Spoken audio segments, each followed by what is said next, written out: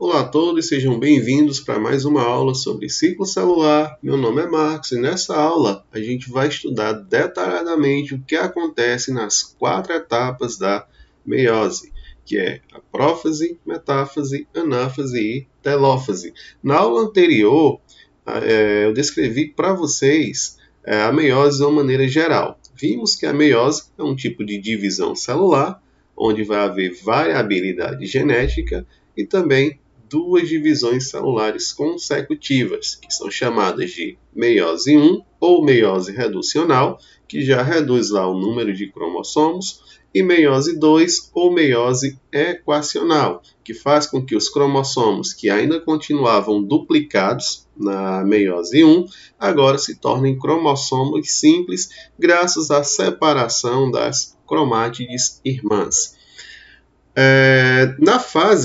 A primeira etapa, que é a prófase, tudo que acontece na prófase da mitose também vai acontecer na prófase da meiose.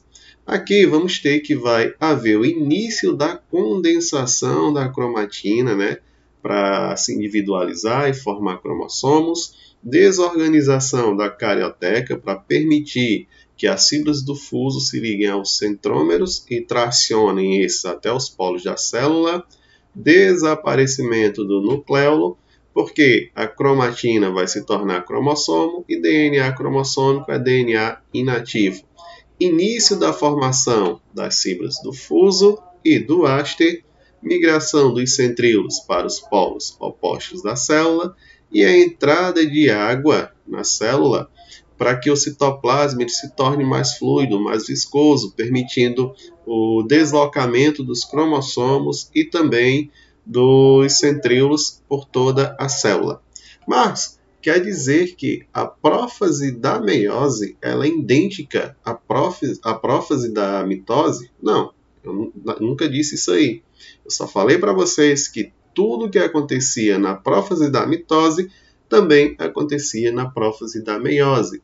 Porém, na prófase da meiose, vai acontecer alguns eventos diferentes do que aconteciam na mitose, e por isso a prófase da meiose é dividida em 5 subetapas, que é leptóteno, zigóteno, paquíteno, diplóteno e diacinese. Marcos, eu tenho que saber esses 5 nomes aqui? Não. Você não tem que saber só os 5 nomes. Além de saber cada um desses nomes, você precisa saber o que acontece em cada uma dessas 5 subetapas. E a boa notícia é porque nessas 5 subetapas aqui, a gente vai se deter ao que acontece somente com o material genético da célula. A primeira subetapa, que é o leptóteno, vamos ter que nessa fase vai haver o início da condensação da cromatina. A cromatina ela começa a se condensar e a se tornar cromossomo, Vai haver a individualização dos cromossomos. Conseguimos perceber o tamanho dos cromossomos, mais ou menos, a forma dos cromossomos, e o núcleo ele não é mais homogêneo, ele passa a ser heterogêneo. Apesar dessa imagem aqui não estar mostrando, a carioteca era para ela ser representada de forma trastejada, mostrando que ela estava desaparecendo. E o nucleolo era para ser somente pontinhos, mostrando que esse nucleolo também está desaparecendo. Termina o leptóteno, inicia lá o zigóteno. E no zigóteno vai acontecer um dos eventos mais importantes da divisão celular por meiose, que é a sinapse. Mas sinapse não é aquela coisa de tecido nervoso, onde vai haver a transmissão do impulso nervoso de uma célula para outra? Sim, sinapse também é isso aí. Dentro da biologia, sinapse, o termo sinapse tem 2 significados. E um deles é o que eu acabei de falar para vocês. Já o outro significado de sinapse dentro da biologia, quando a gente está falando de divisão celular, significa o pareamento dos cromossomos homólogos. Uma pequena pausa aí. Marcos, o que são cromossomos homólogos? Cromossomos homólogos são aqueles cromossomos que têm o mesmo tamanho, o mesmo formato e carregam os mesmos alelos, isto é, versões iguais ou diferentes de um mesmo gene. Isso aí são cromossomos homólogos. E na aula sobre variabilidade genética em meiose, eu explico e detalho um pouco mais para vocês em relação a cromossomos homólogos. Esses cromossomos homólogos, eles conseguem fazer esse pareamento aqui graças a um complexo proteico denominado de complexo sinaptonêmico. E cada par de cromossomo homólogo é chamado de bivalente. Um nome bem sugestivo, né? Bi de dois cromossomos que estão lá pareados. Ou díade. Mas por que díade? Olha só. Aqui ainda não percebemos que cada cromossomo ele apresenta duas cromátides irmãs, visto que o cromossomo ele duplicou, já vem duplicado lá de G2. Então ele já apresenta duas cromátides. Mas, pelo fato de uma cromátide estar abaixo da outra, ainda não é possível perceber que esses cromossomos aqui eles são duplicados. E aí, como eles só vão poder ser visualizados, cromátides, como se fossem simples, recebe o nome de díade, né, por haver duas cromátides aí em cada par de cromossomos homólogos. Terceira etapa, subetapa, é o paquíteno. E no paquíteno, diferentemente do que acontece na mitose, onde só percebe a máxima condensação dos cromossomos na segunda etapa, que é a metáfase, aqui não. Aqui já se inicia a máxima condensação da cromatina em cromossomo nessa fase, nessa subetapa, que é denominado de paquíteno.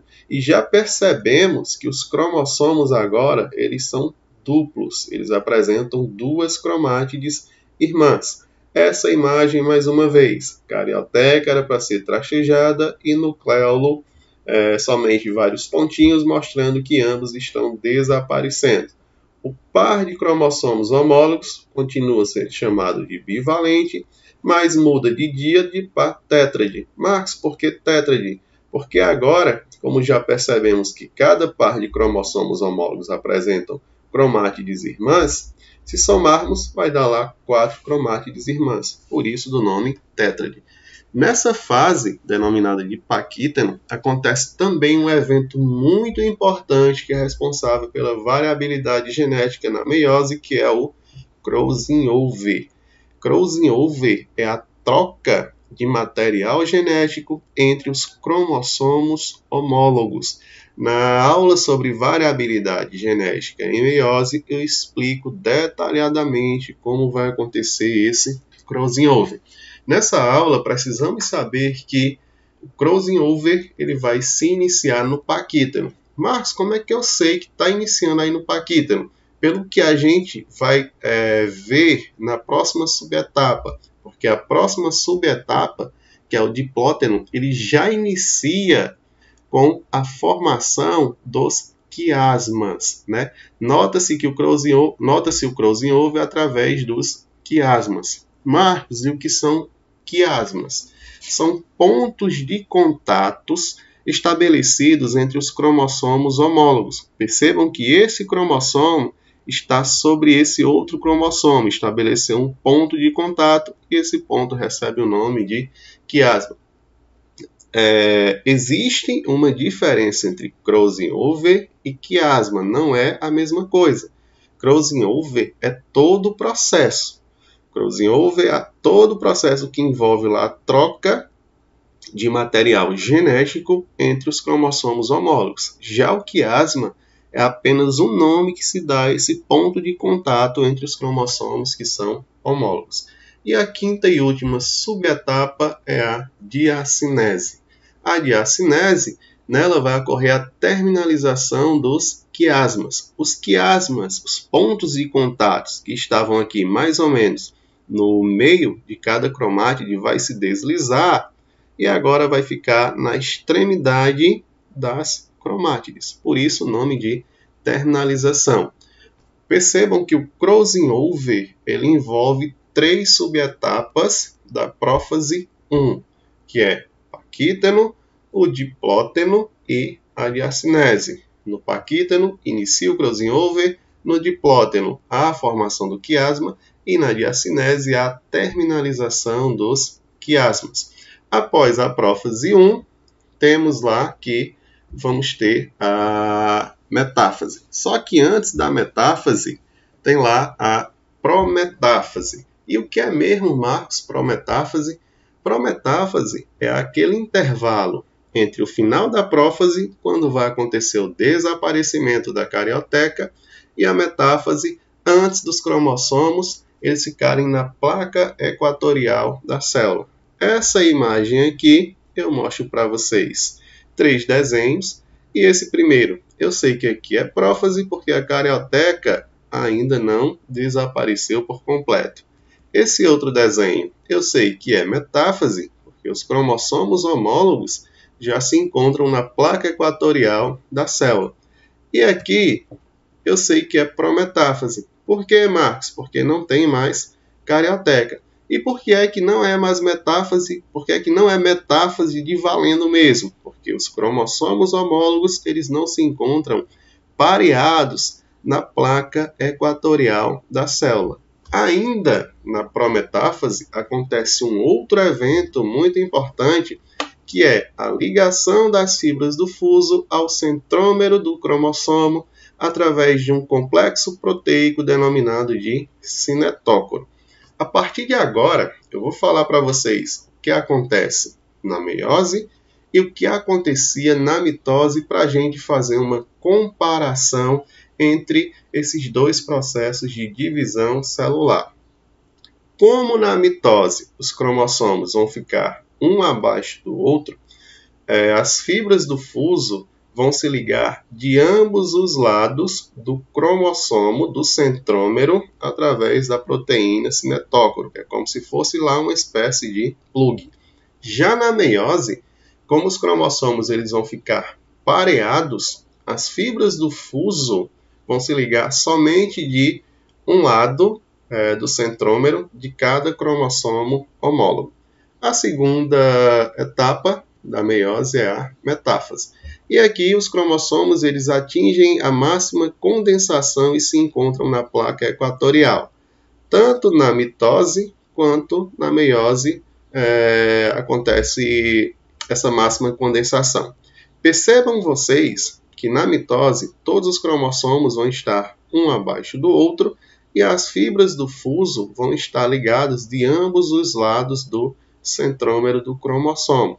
Se eu estivesse falando de uma célula humana, eu poderia dizer para vocês que os 46 cromossomos estão um abaixo do outro. Já na meiose, como os cromossomos eles estão pareados, há o pareamento entre os homólogos, as fibras do fuso só estão ligadas de um lado do centrômero de cada cromossomo. Se eu estivesse falando de uma célula humana, eu poderia dizer para vocês que aqui eu teria 23 cromossomos desse lado e 23 cromossomos desse outro lado. A terceira etapa é a anáfase, e tanto na anáfase da mitose quanto da meiose vai ser da mesma forma. Vai iniciar com a contração da fibra do fuso. Como as fibras do fuso elas começam a se contrair na mitose, vai haver o rompimento do centrômero e a consequente separação das cromátides irmãs, que vão ser puxadas para os polos da célula, e quando há essa separação entre as cromátides, elas deixam de ser chamadas de cromátides irmãs e passam a ser chamadas de cromossomos filhos. E notem que esses cromossomos eles ficam com a forma de V lá, como se fosse um V, e são puxados para os polos opostos.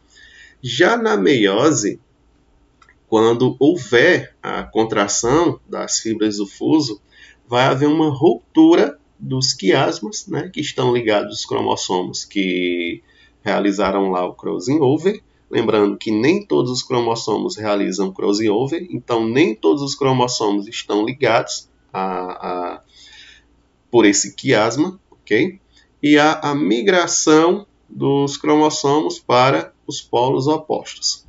E a terceira etapa, que é a quarta etapa, que é a telófase, ela inicia em ambas as divisões celulares, tanto mitose quanto meiose, com a chegada dos cromossomos aos polos da célula.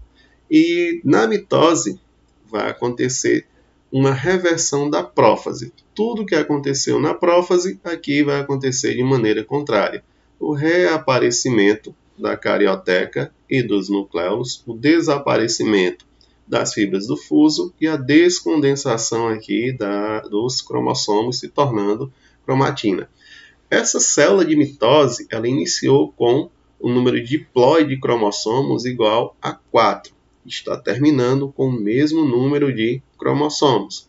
Aqui eu estou mostrando para vocês o fim da cariocinese, que é a divisão do núcleo, e para essa divisão celular terminar, só fica faltando a citocinese, que é o rompimento aqui da membrana plasmática formando duas novas células.